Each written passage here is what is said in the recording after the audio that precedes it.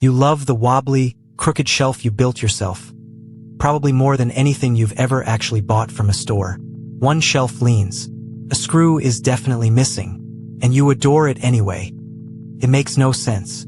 A store could sell you a shelf that is stronger, straighter, and honestly nicer. But somehow, this wobbly thing that you assembled, swearing at the instructions for an hour, means more to you.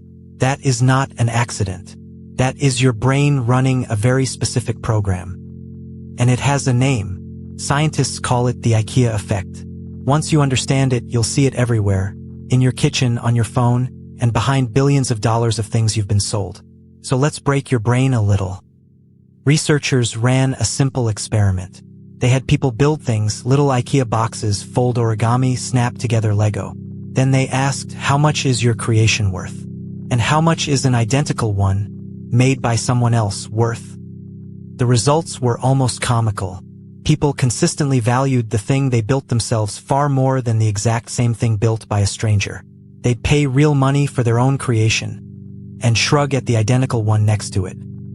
The origami part is my favorite. People folded these lumpy, amateur paper frogs. Then they were asked what it was worth, and they valued their sad little frog almost as highly as one folded by an expert. Meanwhile, outsiders looked at the same frog and basically saw garbage. Think about that. The people who made it literally could not see how rough it was. Their own effort had blinded them, in the nicest possible way. The researchers had a perfect phrase for it. Labor leads to love. But here's the catch that reveals how it really works. The magic only happens if you finish. In the studies, if people built something and then it was crushed before they were done, or they failed to complete it, the love vanished. It's not the effort alone. It's successful effort. Getting to that I did it moment. Quick pit stop. If your brain just went, wait, what?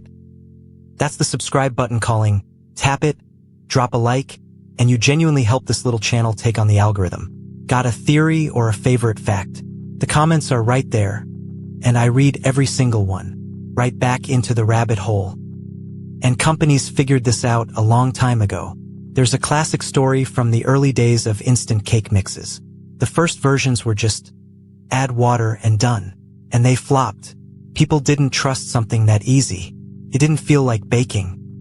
So the story goes they changed the recipe. They made it worse on purpose. Now you had to crack a real egg into it yourself. That's it. One egg. And suddenly sales climbed. That tiny bit of effort was enough to make the cake feel like yours. Your labor. Your love. And once you see it, you cannot stop seeing it. Flat pack furniture you assemble. Meal kits where you cook it yourself and somehow it tastes better. Design your own everything. Every time a company makes you do a little of the work, they're not being lazy. They're making you fall in love. It's even in the apps on your phone. The more you set something up, pick your settings, build your profile, customize your little world, the more attached you get, and the harder it becomes to ever leave. You built it, so now it's yours. So here's a quick one. Pause for a second and picture two identical things. One you made with your own hands.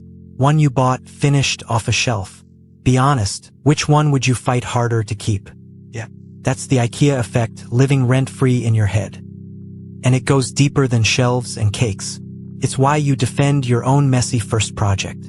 Why your code, your drawing, your business idea always feels more brilliant to you than it does to everyone else.